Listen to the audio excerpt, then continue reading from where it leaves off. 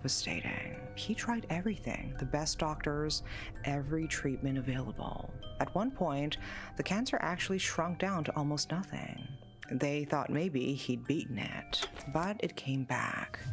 And in 2015, Chunku made the hardest decision of his life. To survive, he had to remove his vocal cords entirely. His voice, that famous husky voice that had defined his career, was gone forever. He couldn't sing anymore. He could barely speak. Everything he'd worked for, everything he'd built his identity around, silenced. But here's where he showed his strength. Chunku didn't give up. He stayed in the industry, working behind the scenes as a producer, creating music, managing artists. A tragic story, but an inspiring one about resilience. Nothing was wrong with his story. Nothing strange, until years later when an old video was re-examined. Around 2008, internet forums in Japan started buzzing about something called the reverse clap, a gesture of death, a curse hidden in plain sight. As the urban legend spread like wildfire, people began looking back through old footage, and that's when someone found it. A Sharam-Q television appearance from 1997, nearly 2 decades old. An occult blogger made a shocking claim that sent the Japanese internet into a frenzy. The video went viral overnight, and suddenly a fear that had been building in Japan's online horror communities exploded into mainstream consciousness. It was just a normal TV appearance, bright set, cheerful MC, Chunku as the guest. There was even a studio audience, clapping and laughing at all the right moments. When Chunku walked out, they applauded enthusiastically, which is standard stuff. But then, if you looked closely at the screen, you could see it. 2 pairs of hands clapping in a very strange way. So a normal clap is simple, right? Your palms come together, that's it. But these hands, they were clapping with the backs of their hands facing each other, like they'd reverse the whole motion. It looked unusual. It looked very unsettling. It was something that in Japan is considered one of the biggest taboos you can break. But where does this curse come from? One theory is particularly chilling. Some say it originates from drowning victims, people who died in water. Their hands become so waterlogged, so swollen and bloated that they can't clap normally anymore. So when their spirits return, when they come back to pull others into the depths with them, they celebrate their new companion the only way they can, by clapping with the backs of their hands. A twisted applause from the drowned, welcoming you to join them in death. And Chunku isn't the only person people believe fell victim to this curse. So let me tell you about Masao Yoshi. Yoshi is a comedian, and he shared this story during one of those summer paranormal TV specials, you know, where everyone takes turns telling ghost stories and creepy experiences. When it was his turn, he remembered something from way back when he was just starting out, his major television debut. So let's picture the scene. Yoshi's standing there, nervous as hell, waiting for filming to start. He's looking around, taking everything in because this is all brand new to him. In front of him, not too close but not too far, there is an assistant director, an AD, working on something, arranging equipment, doing his job. Since everything about being on a TV set is unfamiliar, Yoshi can't help but stare. He's just watching this guy work. And then suddenly the temperature drops. At first, he thinks it's just the air conditioning cranking hard in the big studio. But this cold feels different. Still, the lights are bright, everything looks normal, so he brushes it off. Until he notices something on the AD's shoulders. 2 spots, one on each shoulder. They weren't there before, and before was literally just seconds ago. But for some reason, Yoshi can't look away. His eyes are locked on those spots, like something's calling to him. And then the spots start growing, changing, transforming into something he can't quite explain. 2 pairs of eyes staring directly at him. Yoshi tells Sorry himself it's guys, just I his wasn't imagination, watching it. stage fright messing with his head. So he forces himself to look away and waits for the rehearsal to start. The rehearsal goes fine, no problems. Once he gets comfortable with the cameras, the tension melts away. By the time they're ready for the actual filming, he's relaxed, professional. Now, in most TV shoots, the staff, especially the floor director and assistant directors, they line up across the talent, sometimes facing the live audience. And that is exactly what happened. The staff lined up in front of Yoshi and the other performers. I want to And see what that same happens. AD ends up standing right there, Yes. directly in front of him. Yoshi looks at him. The guy seems fine now, normal. Those eyes on his shoulders, gone. But behind the AD, there are two children standing. A girl on his left, a boy on his right.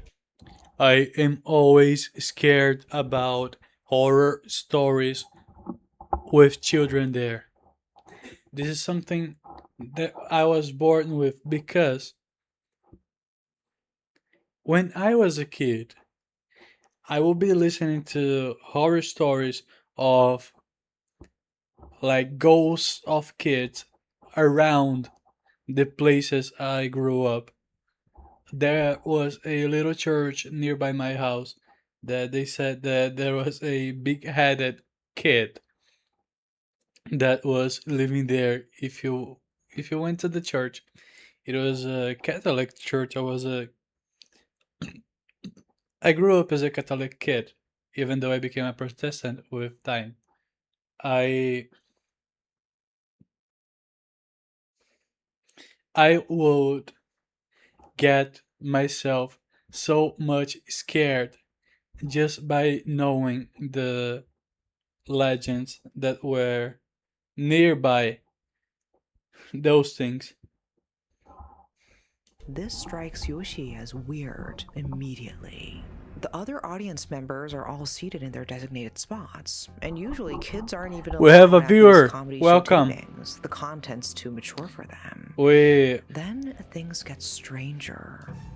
we are watching a English language video right now, but we are gonna watch videos in Japanese later because we're gonna watch it later. The girl keeps staring at the AD, and as she stares, the AD starts coughing violently. When the boy reaches out and touches the AD's shoulder, the guy jerks his body, rolling his shoulders like they're stiff or cramping. Yoshi's distracted now. His curiosity's eating at him. Whenever the camera swings away from him, he glances over at the AD, just to make sure he's not losing his mind. And every time he looks, they're still there, the boy and girl touching the AD's shoulders, staring at him. The AD keeps coughing, keeps wincing, keeps trying to work out that stiffness.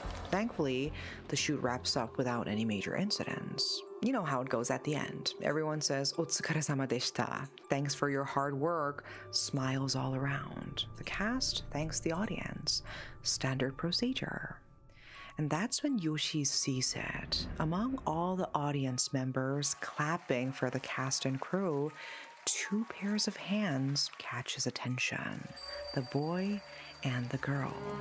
They're applauding, but not normally. They're clapping with the backs of their hands. At the time, Yoshi thinks maybe their palms are sore or something, some innocent explanation. But the image won't leave his mind.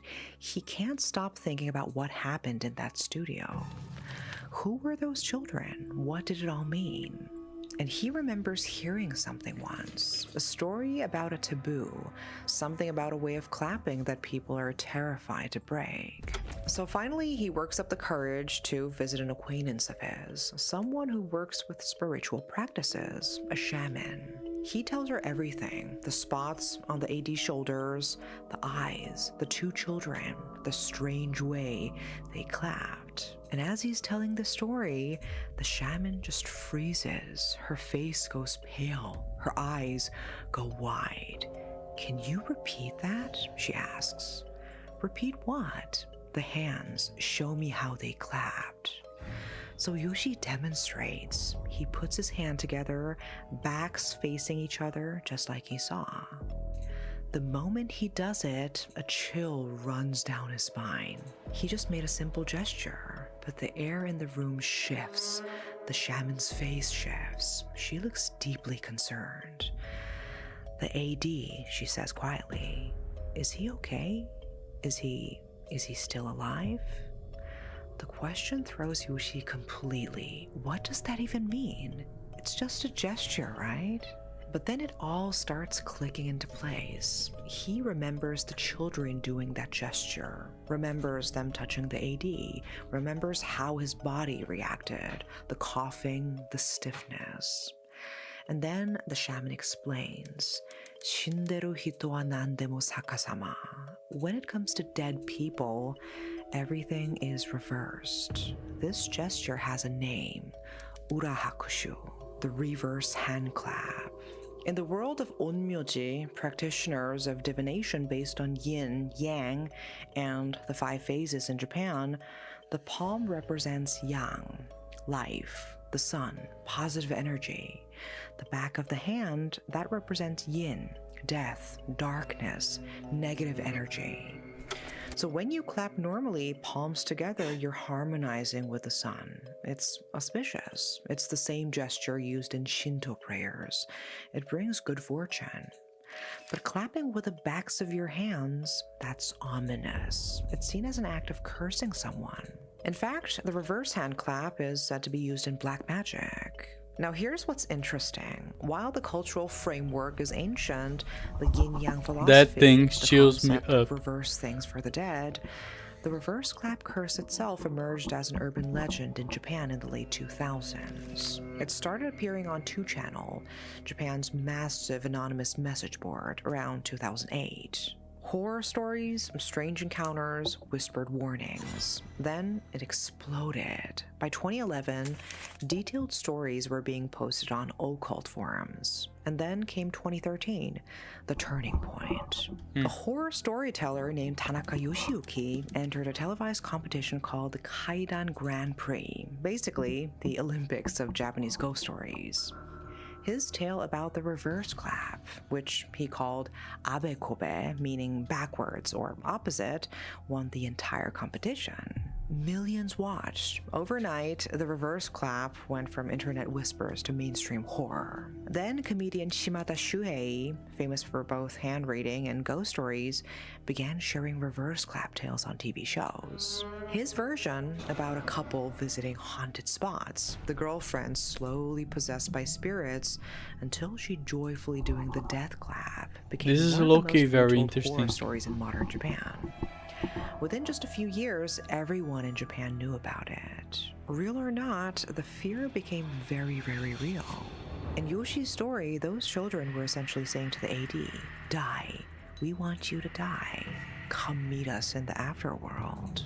Nobody knows what happened to that AD, but this story became proof to many people that the curse is real. Some occult researchers go even deeper. They point to the Kojiki, one of Japan's oldest texts, written over 1,300 years ago. I would In it, have there's a deity named get myself scared so Kotoshiroshi, much. who, when forced to give up his land to other gods, performs something called Amano Sakate, the heavenly reverse hand, before vanishing into the realm of the dead. It was an act of defiance, an act of cursing those who wronged them.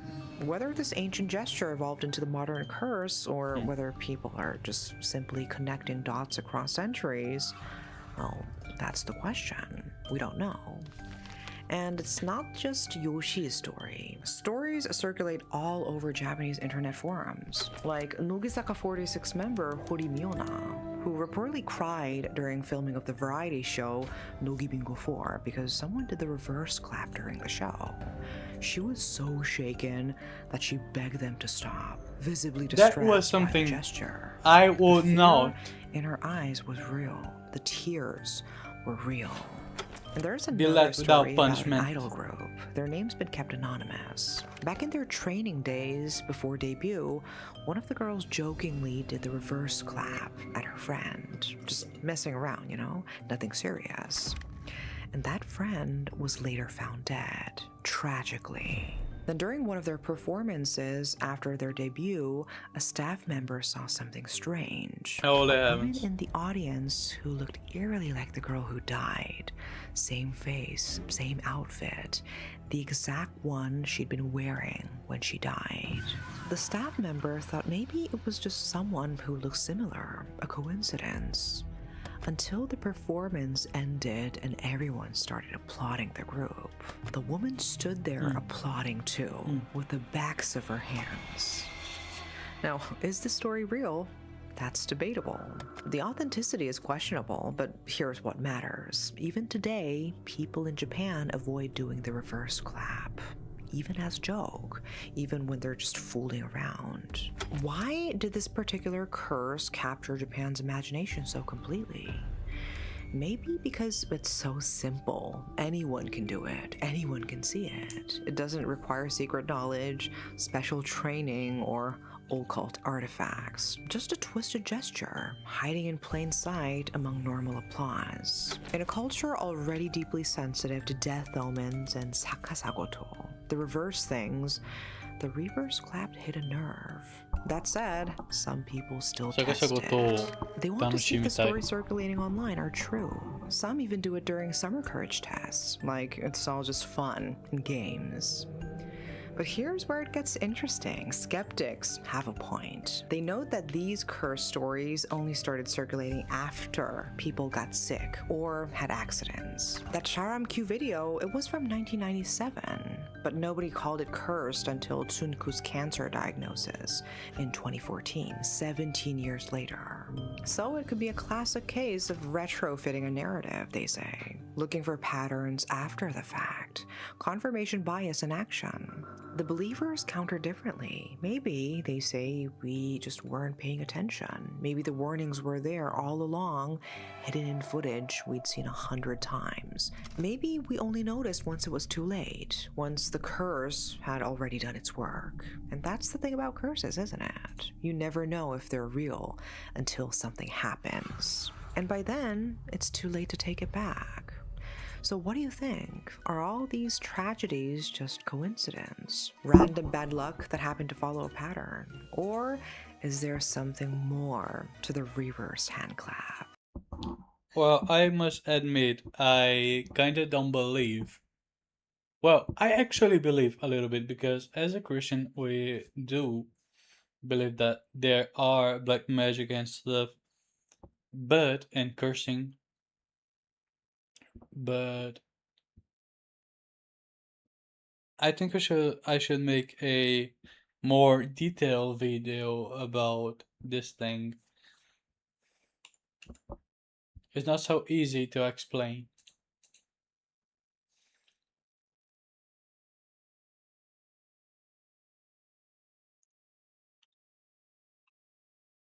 I'm gonna subscribe to her account because her video low-key looks interesting.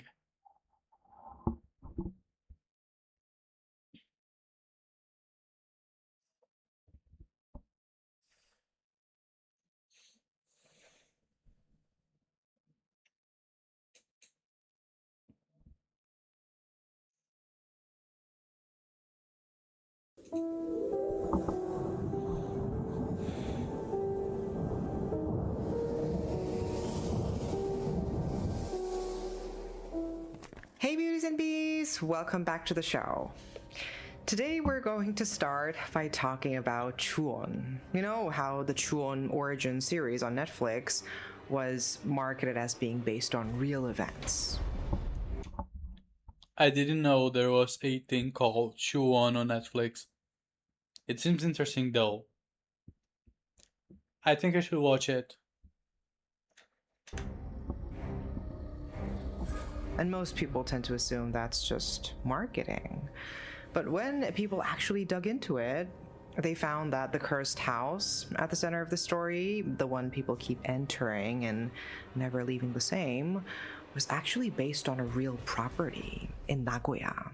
And in the show, almost as a quiet acknowledgement of that, the house is painted yellow because the real one was yellow too. And decades before the films, before the shows, it was a house that people in that neighborhood were already terrified of. And that is what we're covering today, the Yellow House. Oh no. I think yellow is actually a very happy color. I wouldn't make a horror thing with the color yellow, even though there is a book called The King in Yellow that is referenced in Fear and Hunger as Lagarde becomes the Kaiser. He becomes a reference to the king in this book. Hey guys! Lately Hello. I've been really into mist type skincare, not just as a refreshing thing, but like actual treatment mists. So I feel like before, mists were just water, but now some of these mist products are basically serums in spray form, and I've been testing a few that actually do something. So let me show you what I use. So this one is from Haru Haru Wonder. It's more of a barrier focus. Even though skincare is much associated with feminine stuff, I really like skincare, and I believe everybody should be doing it because you want to be looking young for a long time, and as long as you are a teenager, you don't care about it because you already have the skin you wanted. But if you take care now, you won't be worrying about taking care later. That's why I avoid getting exposed to sun because I live in Brazil and Brazil is a lot hotter than US. That is where the majority of my public is located. Mist. So it has fermented black rice, probiotics, ceramides, all the good stuff for calming your skin and keeping it hydrated long term, not just like for 5 seconds. And then there are the PDRN ones. You know, I didn't even know what a PDRN was before, but yeah, it's supposed to help with skin repair and elasticity, and now I'm literally obsessed with PDRN. These are the kind of mists where your skin just looks a bit healthier over time, you know, of course not dramatic, but noticeable over time. The Medicube one is interesting because it's not just hydration, it's more brightening. So it has vitamin C and turmeric, so it gives that slightly fresher, clear look, but it's not harsh, which I like because, you know, strong vitamin C can be a bit much, it can be sticky, but it's not like that, so it's great. And then I have two that I keep reaching for during the day, like literally just sitting on my desk. So the Dr. Althea mist is actually a bit different. It's one of those jelly type mists, but the husband, but they're dead it up, and it spreads through them to everyone around them. There's no way to stop it, no ritual that fixes it. It just keeps going. The film blew up, and it led to a series of Chun movies, and Kayako became one of the most iconic horror figures of all time. In 2020, Netflix put on Chun Origins, which, as I mentioned, leaned into the based on real events angle. Researchers who closely watched the show found it was actually weaving in real Japanese cases and real locations, not making direct adaptations, but pulling from things that actually happened. And one of those things was the Yellow House. The real Yellow House was in Ama district, on the outskirts of the city of Nagoya, near Chimokuji Station.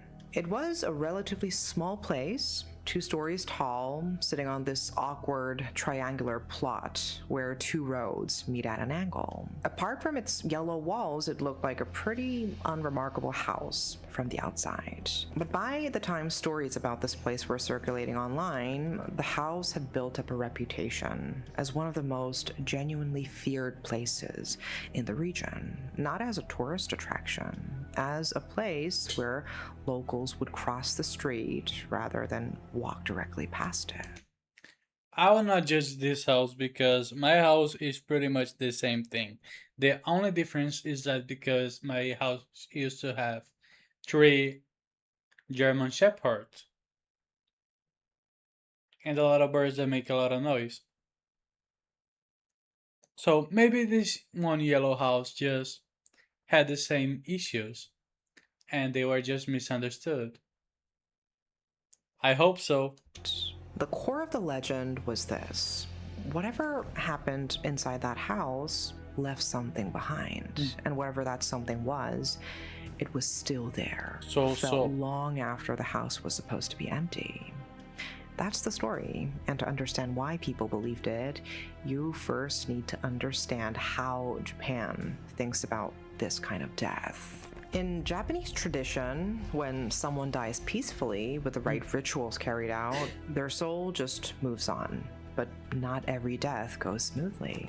If someone dies suddenly, or we have in the Bible the apostles thinking that Jesus was a ghost when he was walking through the waters, and the ghosts they had in mind were not our regular ghosts but the Mesopotamian ghost that is much more similar to this kind of ghost than the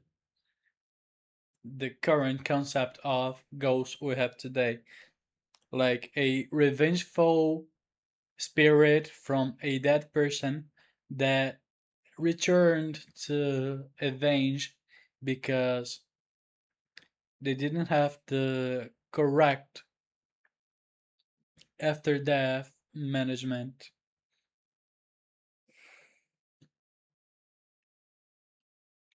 And the fun part of that thing is that it is not only in the Mesopotamian and Japanese lore. It is something almost in every culture. That is a very interesting thing. violently, or in the middle of some overwhelming emotion, grief, anger, something unresolved, the soul can get stuck. It doesn't move on. It stays attached to the place where it died. And in that state, it becomes what's called a yurei. And this is often translated into English as ghost, but it's more specific than that. My It's a nickname used to soul be that literally cannot leave because the Kuro Yurei. emotion anchoring it to this world is too strong. And The best part of the Japanese ghost that I find is that to be a Brazilian ghost, like a horror creature from the folklore, you need to be a bad person and they attack you based on, let's say, karma. Like you went to a forest to do something bad, and then the spirits will revenge you for what you were doing. But the best part of the Japanese ghosts is that you don't necessarily need to make something to deserve being punished. They just gonna punish you just for being in a place. I think I have heard about you on in a video about the Japanese ghosts. The the creator in that video said that the Japanese ghost doesn't only ask to be feared, they ask to have their grief respected and for you to pity them. Worst version of that is an unyo, a vengeful spirit. And the thing about an unyo that's different from how we typically think about ghosts in Western horror is that it doesn't just stay in one place. It can attach to people who enter the space, and then it follows them. There is also this concept called tatari. Basically, the idea that disturbing certain places carries. So this is where the tatarigami from the Mononoke princess comes from. I'm going to the bedroom.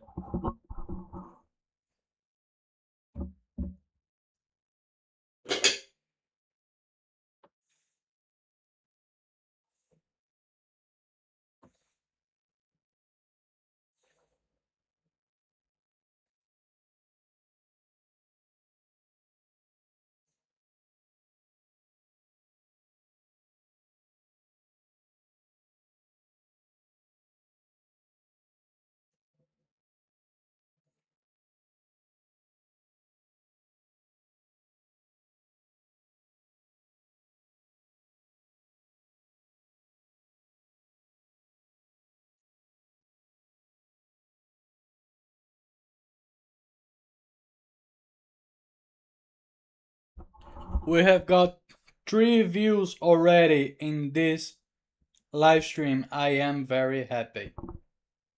And we already got 1 like. Oh, it was from myself. No, we have 2 likes. So it was myself and someone else.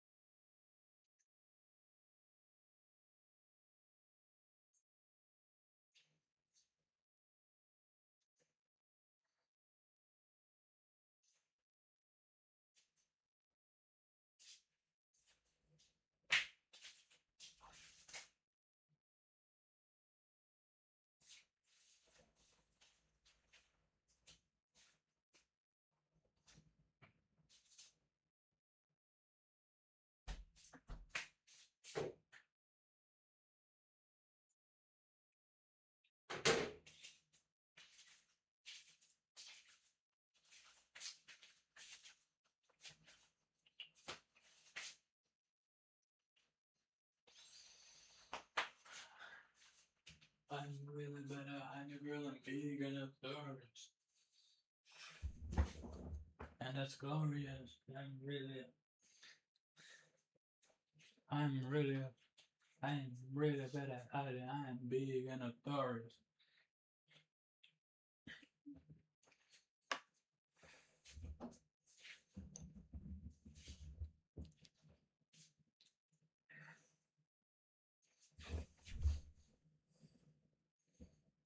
These real consequences, that the contamination, for lack of a better word, isn't restricted to one physical space. And Holy this is heavens. the lens through which people in Japan were already interpreting these things when the stories about the yellow house started spreading. So here is what actually happened in that house. At some point in the 1980s, a couple moved in.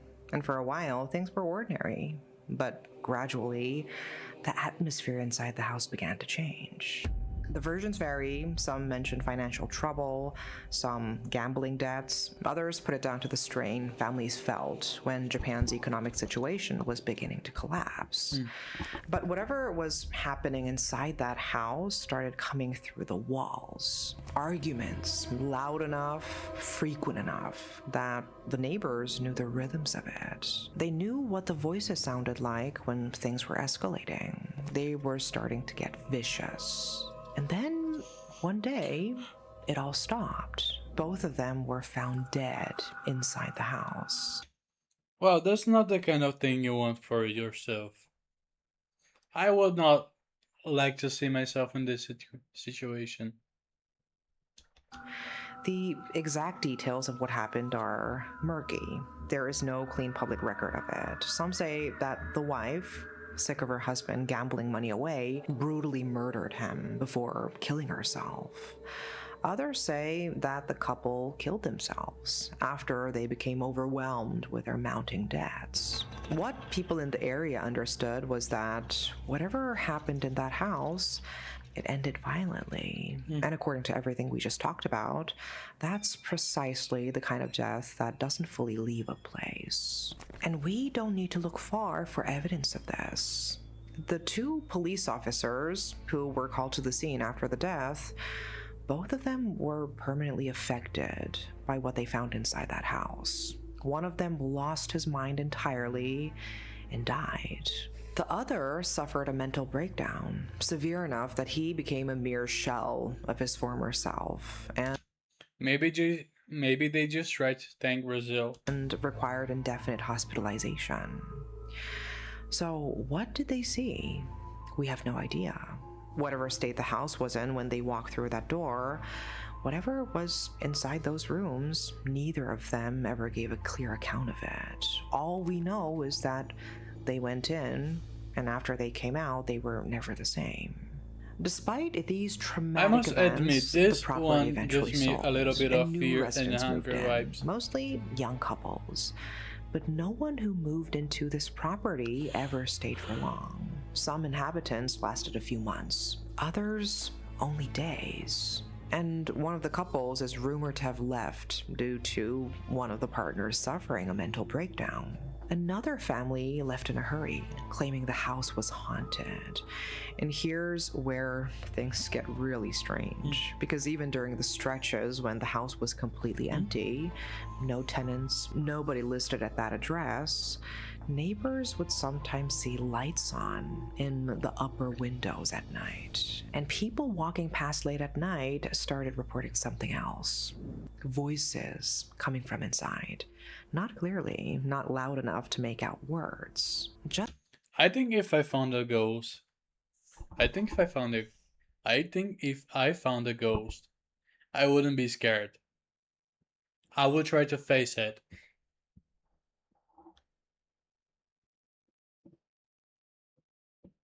And emphasis if it is in my house, because I am gonna show the ghost who is the one who rose. I challenge right now every supernatural entity that is hearing nearby. Just the sound of two people talking, that specific rhythm of back and forth conversation, or an argument, the same sound the neighbors had heard through the walls for months before the incident. Nobody was living there anymore. It was as if something in the house was running the same loop over and over. But the main thing, the thing that kept bringing people out there, was the window, the upper left window specifically. What people described seeing there, across many different accounts over many years, was a woman kneeling near the glass, not moving. And the consistency of the descriptions is honestly the part that I find hardest to just explain away, because it's not like people were reporting vague shapes or shadows. They were describing the same specific thing. Same window, same position, same figure, same details. Across accounts from people with no connection to each other. One guy, I'll call him Kenji, wrote about going there one summer evening with two friends. They parked on the narrow road across from the building and sat in the car for a while, arguing about who would be the first to get out. And he was the one who noticed the window. At first, he thought it was just a pale object, but then he realized there was a figure kneeling close to the glass, very pale, long dark hair, completely still. And he thought for a second it might be a mannequin. The appearance of the onryo is something really beautiful to me. The Hachishaku-sama is one of the most purest examples of beauty with bizarre that I can imagine. It's one of the biggest examples.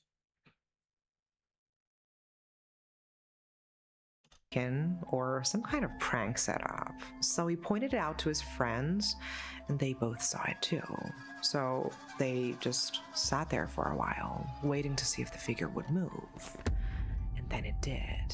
Slowly, unnaturally, the head turned, not toward the window, toward them. And they got out of there right away, and nobody spoke for the first 20 minutes of the drive home. And Kenji said he couldn't stop checking the rearview mirror, just in case. Now, again, if it was just one account on one night, it could be explained in a lot of ways. But then you find another account with the same window, the same figure, the same turn of the head, and another. One person who documents haunted locations across Japan, a writer who goes by the name Hiding from Japanese Ghosts, visited the Yellow House before it was finally demolished. And they generally approach these. Was it demolished? I wanted to visit it. It sounded fun to me. Places with skepticism, but even they noted that the building felt super creepy, especially on the upper floor. Not only that, they also recorded stories from visitors who claimed to have seen second viewer. We are currently watching videos in English, but after this one we are going to watch short videos in Japanese, and I'm going to try to make it understandable to the English viewers. So to start the things easy, we're watching an English video in Japanese. To empty rooms. Even with experience investigating similar locations, they just a English video about the Japanese. Describe the atmosphere here as unusually unsettling. There is also an account from a woman I will call Michiko. She'd grown up near the area and knew about the house, but hadn't really thought much of it. Most people probably wouldn't. Except one evening, she was walking home past the house, and she heard a woman's voice coming from inside. And not clearly, she couldn't make out the words, more like the sound of someone talking in the next room. So when she heard this low, continuous sound, she stopped. And then the voice stopped. And then she heard footsteps upstairs, slow, going back and forth across the room, like someone pacing. And she said the thing that stayed with her wasn't really the fear in that moment. It was the quality of the footsteps. They didn't sound frantic or lost or confused. They sounded patient, like whatever was up there wasn't in a hurry. So those are the two most detailed accounts, but across multiple sources, a few other things kept coming up, and together they paint a very specific picture of what this house was doing to people. First, during Japan's Obon festival, when the boundary between the living and the dead is believed to be at its thinnest, people would enter the house on a dare. And after a few years, no one would live in this house, and it started to fall apart. The Was this was this event where the was this event the one the girls were wearing only outfits? gradual decay of the building combined with the stories made it incredibly tempting to a certain thrill seeking type of person. But those who entered the property were reportedly heard screaming and begging for mercy, like they were being physically attacked. Witnesses described it as real, raw terror. The police were called, and after entering the building, the responding officers reportedly started running around like madmen, eyes darting around the garden, screaming, "Who's there? Who's there?" And second, there's the ground floor room with a glass door facing the street. Multiple accounts mention something appearing inside. Not the woman in the window, but something else. The descriptions are always vague, almost like people couldn't bring themselves to say exactly what they saw. But there was one consistent detail. It only appeared when someone inside was losing their mind, as if this, whatever it was drawn to people in that state. And that's the full picture. Different phenomena in different parts of the house, but the same building and the same fear. So, after all that, I love the fact she is telling us such a scary story and just doing makeup. This is a kind of superiority I want I want to achieve, even though I don't use makeup. obvious question is what was actually going on in that house? Why was it so bad? And people who've looked into this have landed on a few different explanations, none of them provable, but all of them uncomfortable in their own way. The most straightforward one is just the deaths themselves. Two people, a violent, unresolved ending, no proper ritual, no closure. Within the framework of everything we talked about earlier, that's exactly the kind of death that produces an onryo, a vengeful spirit. The woman in the window, the voices, the footsteps, all of it is consistent with the idea of a spirit anchored to the place where she died, replaying the last weeks of her life on a loop she can't get out of. And that is the baseline story. It explains the most common accounts. But then you have to explain the police officers. Because if you accept that something was left behind after the death of the first couple, then whatever those two officers encountered when they walked in wasn't just a residual haunting. It was something that actively broke two trained professionals. And some people who follow this case closely have pointed out something that doesn't get talked about much. What That, exactly? according to certain accounts, the officers themselves became part of what people started seeing in the house. What? Not the woman in the window, something else. The idea being that the house didn't just hold on to its original occupants, it held on to everyone it claimed, which is almost exactly how Chuon works. The next theory goes further back. There's an unverified rumor that the triangular plot of land the house was built on was previously used as a burial ground. That at some point, the graves were relocated, but If we use the if we guess like using general statistics, everywhere was a burying place. The whole world is a whole cemetery. If you see any place where the ground is dark, it means there were corpses there. If you see any ground that is black, it is black because of organic material that was composed of corpses, not with the care or ritual that tradition human or animal. requires. No prayers, no ceremony, just bodies moved.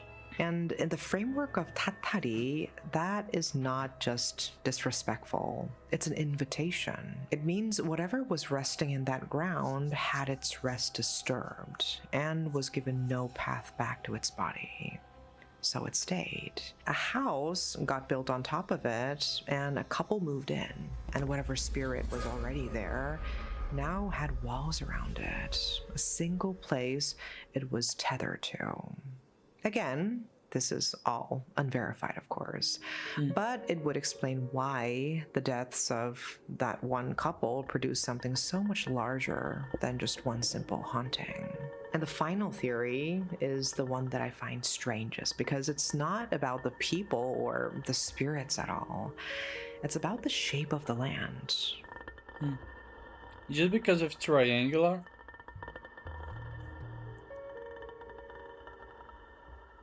In Japanese geomancy, the traditional belief system around how land, roads, and structures interact spiritually, triangular plots are considered inherently unstable. Normal plots of land have clear boundaries. What is actually something counterintuitive because in engineering, the triangular shape is actually the best shape to make something. Energy flows through them in a predictable way. But a wedge of land formed where two roads cross at an angle sits in a kind of dead zone where this flow of energy gets disrupted. There's no outlet. Things that enter that space, spiritually speaking, tends to stay. And the house was built on exactly that kind of plot. Nobody designed it to be sinister. It was just a cheap way to use an awkward piece of land. But if you can take the geomantic theory seriously, the house was compromised before anyone ever moved in. So the couple's deaths didn't create the problem, they just made it visible. The house doesn't exist anymore. It was torn down at some point. And there doesn't seem to be a clear consensus on when that happened, but we know it did.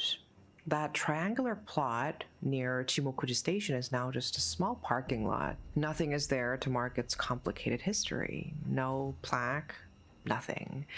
People park there and go about their day, possibly with no knowledge at all of these disturbing things that happened on that small, awkward plot of land. But I did want to mention one thing before I wrap up, because I think What it's exactly? interesting. Japan has this formal legal category for properties associated with violent deaths. They're What? called chikobuken, which roughly translates to stigmatized properties. So real estate agents are legally required to disclose that history to the first people who move in.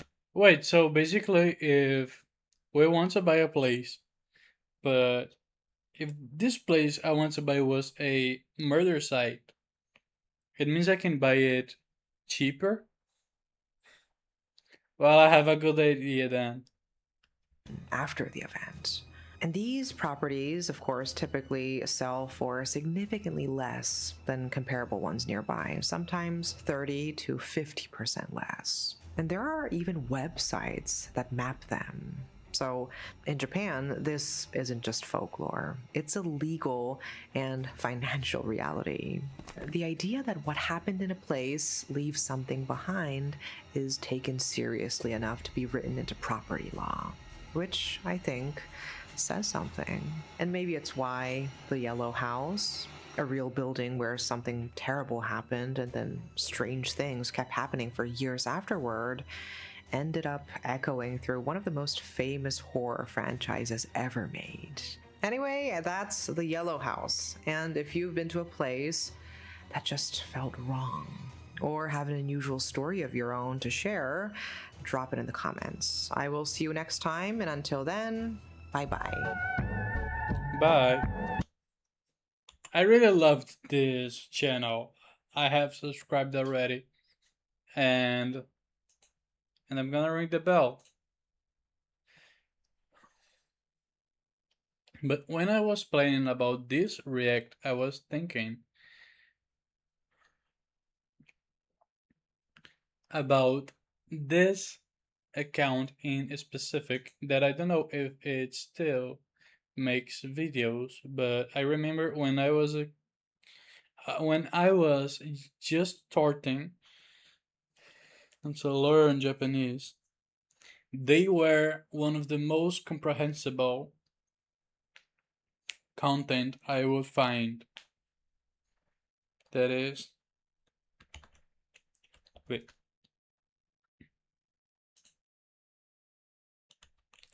ha na ko chan. I think it's neritai, which means wants to sleep.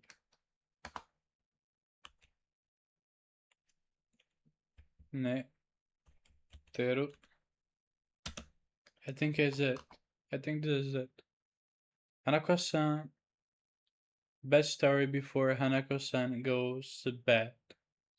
Hanako-san ga netero mae ni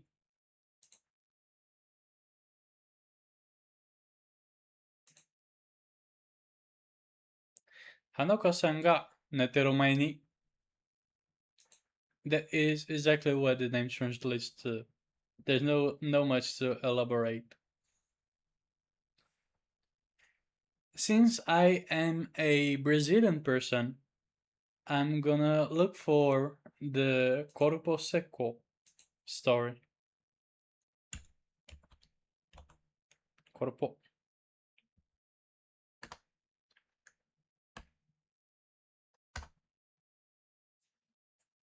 Corpo Seco.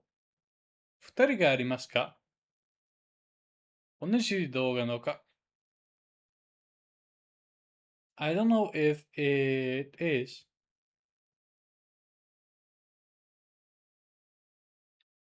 I don't know if it's the same story posted twice or if it's two different videos.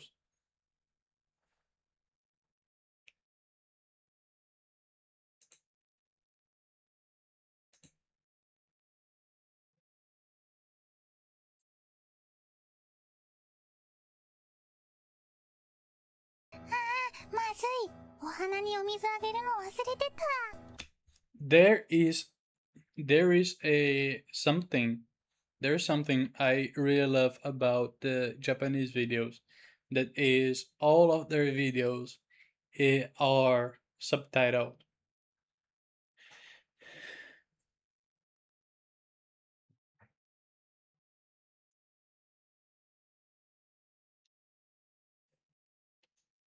So if you are learning, it's just a big help.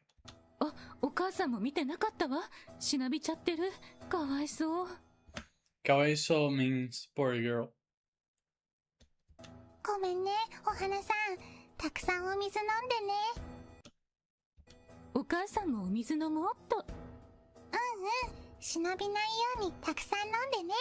I think I know what's happening here. Like, she's not giving her mother the water she wanted because the corpo seco, which translates to dry body, is a story of a person who was very mean to their parents. そう言われるの、なんだか複雑な気持ち。And there is no better way to teach children a lesson than to traumatize them. This is basically how parenting psychology works. There are gonna be no consequences at all. シワが気にな。まあいいか。寝ましょうかね、花子。お話をしますよ。さあ。So she's telling her to sleep while she tells her a story that is always a very traumatizing story, never a good story. Like, hey, do you want to sleep with a story that's not gonna make you get so scared before you go to bed? Because having fear or anxiety before you go to sleep. You have a worse sleeping quality because you have now adrenaline in your body, and the function of adrenaline is to not let you die. So it will keep you awake, it will keep you not hungry, and it will keep you very energized. So it's a horrible thing to keep yourself full of adrenaline right before you go to bed. さて、こんなお話はどう？しなびた体、コルポセコ。Shinabi Tagara. ここはブラジルのとある酒場。おいおいアロン、足元フラフラしてるじゃないか。大丈夫かよ。飲みすぎだぞ。So I was talking earlier before about this thing in Japan. Like the Japanese ghosts are always the Brazilian ghosts are always a form of divine punishment of you to a person who does the evil. Like, hey, you did something really bad. Now you're gonna be punished by God, by the nature, or anything spiritual. But in Japan, even if you are trying to help, you can get yourself in trouble. 大丈夫大丈夫。酔ってなんかないですよっては。帰るのか？どこ行くんだ？もう帰らないと母ちゃんに怒られるからな。またな。大丈夫かなあいつ。大丈夫？飲みすぎだよ。いい気分だな。マリアに土産でも買っていくか。That's why I have never been drunk in my life. There are a lot of stories in Brazil about people who get drunk and go around and get haunted by evil creatures. Might it be because of old Brazilian laws about not being able to walking around the streets at night? So the police would create those stories to keep people on their houses. That might be true, but it might be not true, and they're just being haunted. But let's keep watching the movie. 妻にお土産のケーキを買い、上機嫌で家路を歩くアロン。人気のない路地に出た。ふんふんふん。って、なんだあれ。暗がりの中、塀の上に何か妙な動物のような姿が見えた。馬にしちゃ小さいな。Is she comparing him to a horse or something like that? ロバ？塀に登って逃げようとしてんのか？こらこら、ご主人様のところに帰れ、ロバ子。アロンはふざけてロバを塀から引きずり下ろそうと思い、塀に近づいた。ロバだと思っていたものがこちらを向いた。なんだこりゃ、化け物だ。アロンは大慌てでケーキを放り出して逃げて帰った。おい、マリア。あんた何時だと思ってんのよ。また飲んできたのね。違う、出たんだよ、化け物が。は？塀の上に変なのがいて、逃げ出したロバかなって思って見てたら違ったんだよ。結局何だったの？うまく言えないけど、体が細くて、なんかカサカサしてそうなミイラみたいな。What's the meaning of kasakasa? I have a lot of troubles with onomatopoeia in my life. 他には？とにかく不気味だった。確か顔はイボだらけで醜い顔だった。イボ？化け物？嘘でしょ？もしかしてそれってあれじゃない？なんだ？コルポセコ。なんか聞いたことあるのは。あれか、言い伝えの。しなびた体という意味の名前を持つコルポセコは、かつてブラジル南東部の都市で目撃されていた怪物だ。数年前だが、とある墓地の塀の上にコルポセコがいたのを見た人がいる。古い言い伝えに I really like the cosmology of the horror in Brazil, but in the capital of the state I live in, the one of the ghosts that haunt the city is called Hairy Leg. That seems pathetic, and it kinda is. You can scare no one, not even the children, with this scary leg legend. But it's still there. I would say it's a good guy, but it's not. He was punished by having its leg floating around the city and kicking people out because he used to kick his mom. And it's very bad for you to be seen kicking your mother in Brazil. It's not something that that's not something people find cool. 過ぎないと思っていたけど、実際にこの目で見たの。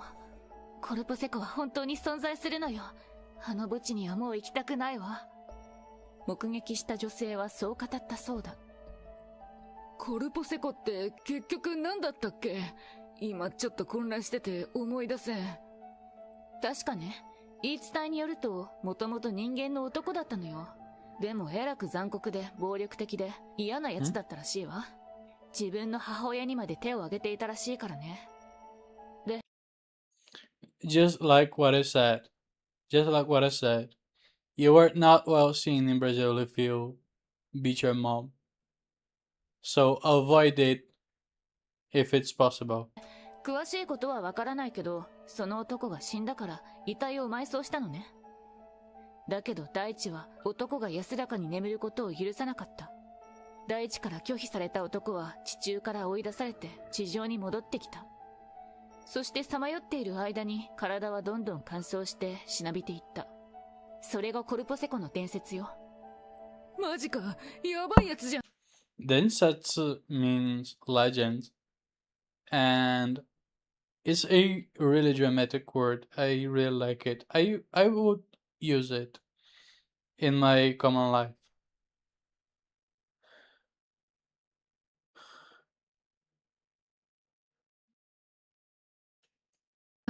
襲われなくてよかった。コルポセコは真夜中に人気のない道に現れて人間の血を吸うって話だから、あんたほんと命拾いしたわね。明日から飲まずにまっすぐ帰ってくるよ。まったくもう。マリアは翌日井戸端会議で知り合いにこの話をした。うちの旦那せっかくのケーキ放り出して逃げて帰ってきたのよ。まったく。よっぽど怖かったんでしょうね。その話一応警察にも言っておいた方がいいんじゃないの？そうね。今からちょっと行って話してこようかしら。それから数日後のことだ。清掃業者の男性が仕事仲間数人で公園に向かった。今日は月に一度の草刈りと、まあいつものゴミ拾いだ。よろしく。俺はあっちの方から草刈りしてくる。おう。男性がゴミを拾いながら行くと、すぐに違和感を感じた。公園の一角に生えている木が10本ほど枯れていたのだ。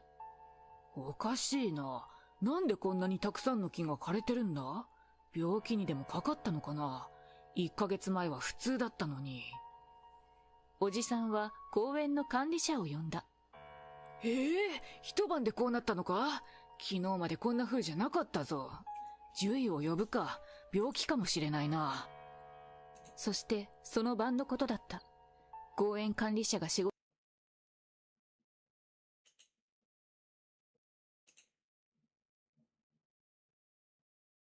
Você não gosta de favela? Eu também não. Eu quero resolver em 10 anos favela. Não tem um plano assim. Você tem um plano melhor? Não. Ah, não tem. Ah, Renan, você não gosta de favela? Então você não gosta de favelado. Então, pô, e a discussão sobre a questão da cultura na favela? Sempre essas conversas mole. Continuar tendo a cultura, não há uma moradia mais digna pra todo mundo. Uma vez me falaram, mas Renan, aí você vai perder o Cartola. Vamos supor que eu perderia o Cartola. Tinha que fazer uma escolha. Eu perco as músicas do Cartola ou 23 milhões de pessoas não vão viver mais sob o comando do crime organizado. Cara, adoro o Cartola. Mas eu prefiro 23 milhões de pessoas não vivendo sob o crime organizado. Uma criança faz o que quer e um adulto faz o que tem que fazer.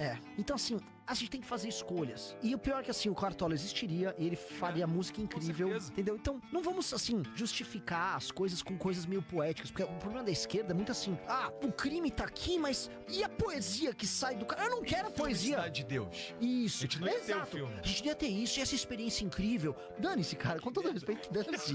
Eu não quero isso. Que tal a gente produzir um filme que não precisa ter favela? Que tal, assim, todas as vezes que a gente quer mostrar nossa cultura pro mundo, não tem que ser uma bunda numa favela? Cara, é revolucionário. Assim, a gente perdeu totalmente a ambição, cara. I love the Brazilian people, but I hate the Brazilian culture. Like the one that's shown in the media.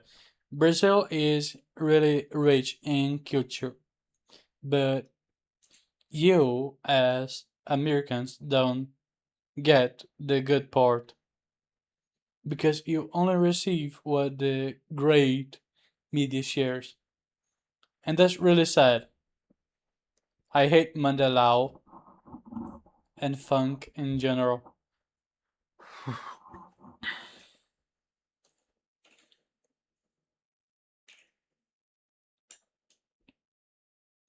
Koi Hanashi.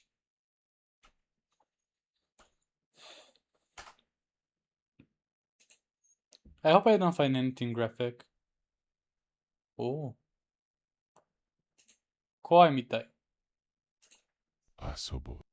夕方、洗濯物を取り込もうとしてふと窓の外を見ると、遠くのゴミ置き場の前で小学生くらいの男の子がこっちに手を振っていた。知らない子だったけど、なんとなく私も軽く手を振り返した。すると男の子は急に嬉しそうに全身でブンブンと手を振り始めた。Basically, the person have seen the kid in the window and the kid wants to play. Let's see how the story goes. ちょっと面白くなって。Wait, let me change the location of the chat. 私もふざけて。Wait.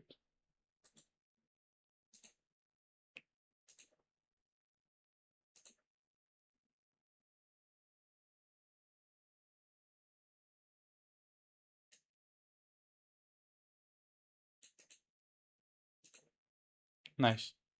大きく振り返した。その瞬間、この子が走り出した。まっすぐこっちに向かってくる。なんでこっちに来るのは鍵を閉めなきゃ。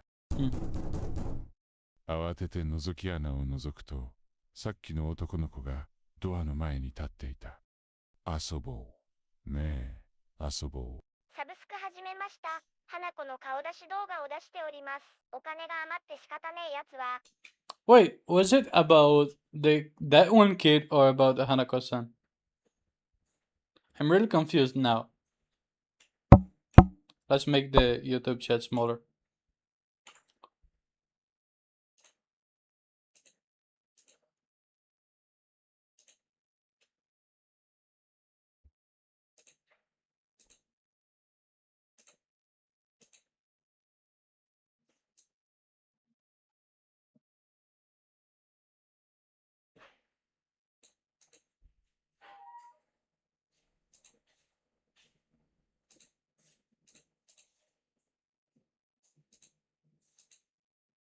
の顔出し動画を出しております。お金が余って仕方ねえやつは。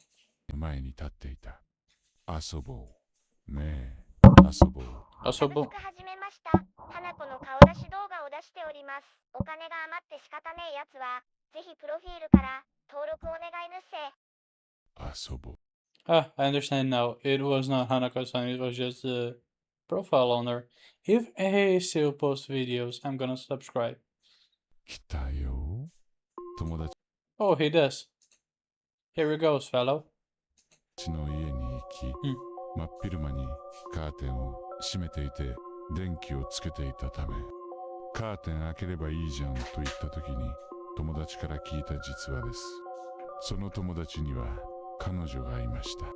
彼女はその友達の家に遊びに来た時、窓に向かって石を投げ、来たよ。 Wait, the chat is still big.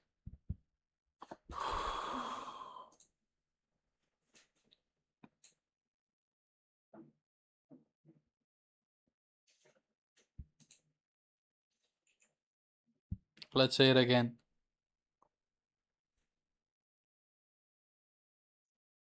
One more time.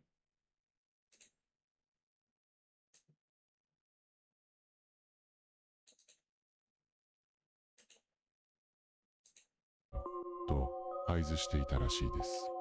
その日は深夜2時くらいにコンコンと窓に石が当たる音がしたらしいです。そしてカーテンを開けるとベランダの下から Well, there was something there.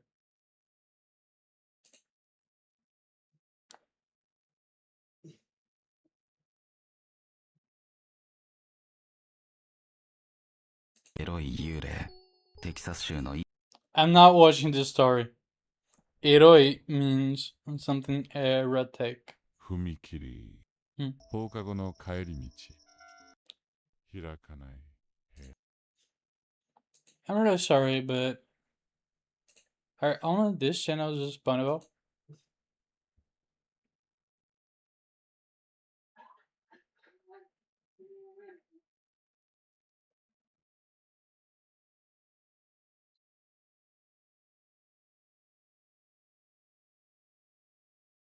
You're so crazy, manipulated. おかえり、ガチャ。彼女が仕事からやっと帰ってきた。おかえり。帰りが遅かったので、俺はムッとしていた。彼女の帰りを待っていた飼い猫のミケが玄関まで駆け寄る。ごめんね。すぐご飯作るからね。おい、なんでこんな遅くなったんだよ。ミケ、ちょっと待っててね。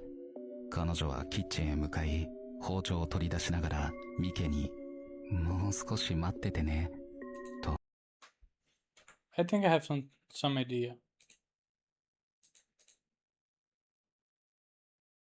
Wait, I have got viewers. I'm really happy about it. Yay.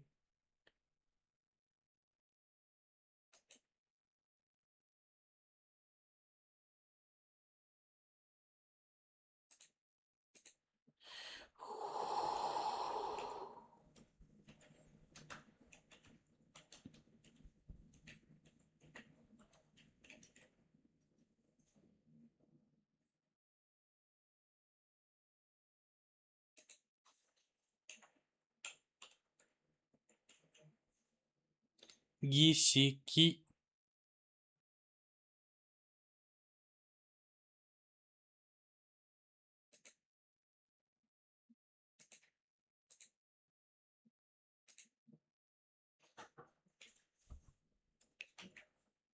Koi. Gi. Shi. Ki.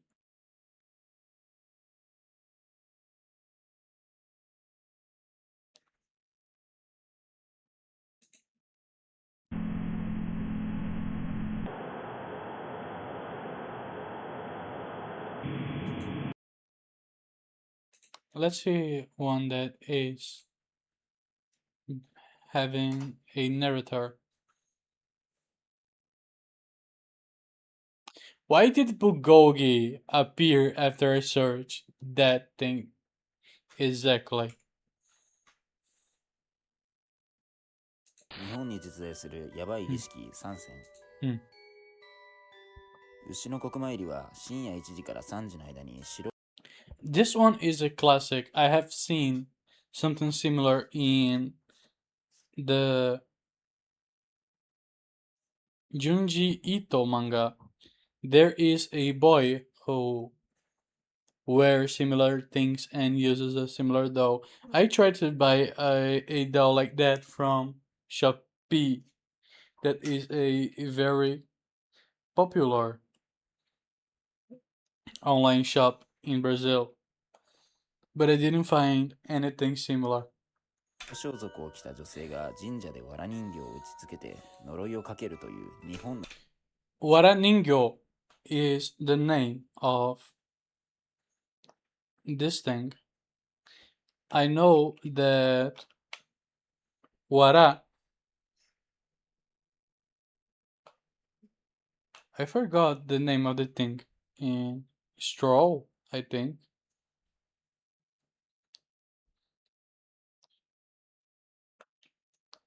Sorry, I was trying to teach you something that I didn't know in English. 古い呪術的風習です。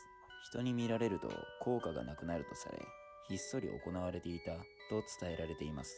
不気味なこの儀式は日本特有の陰の文化として語り継がれています。即身仏とは修行僧が Butsu. I have found one in the Sekiro game, and I have searched a little bit about it.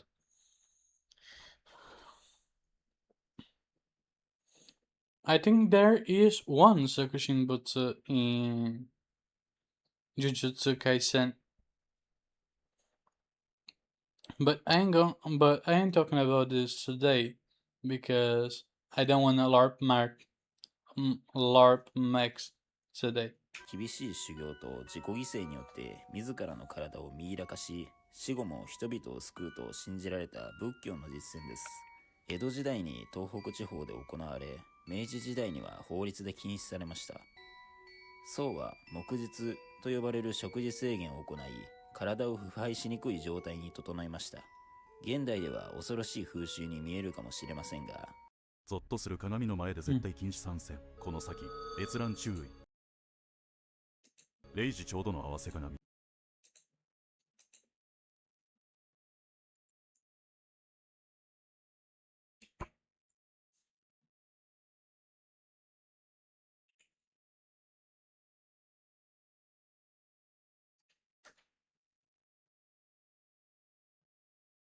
何これ?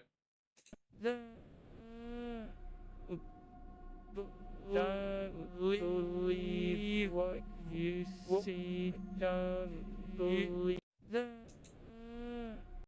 In the moonlight, my honey, I know with the dawn. That is the exact very same SpongeBob roller coaster meme.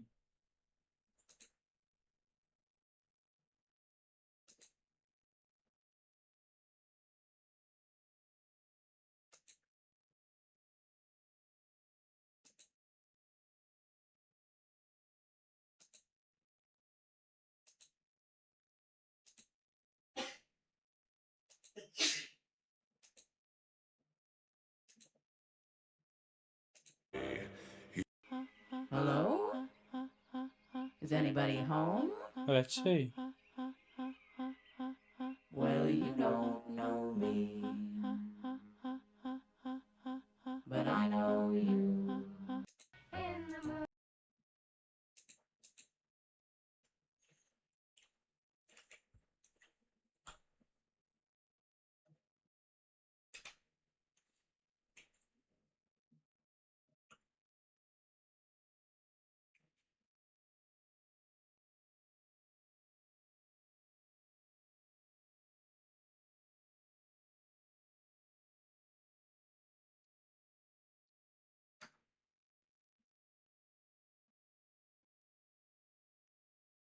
途中でやめた人続出。本当に怖いホラーゲームトップ5第5位バイオハザード7。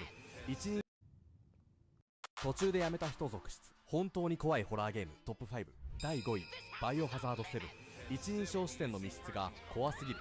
ゲームのグラフィックがいいことがここまで嫌になるかと感じる作品。序盤の緊張感は歴代トップ。とりあえず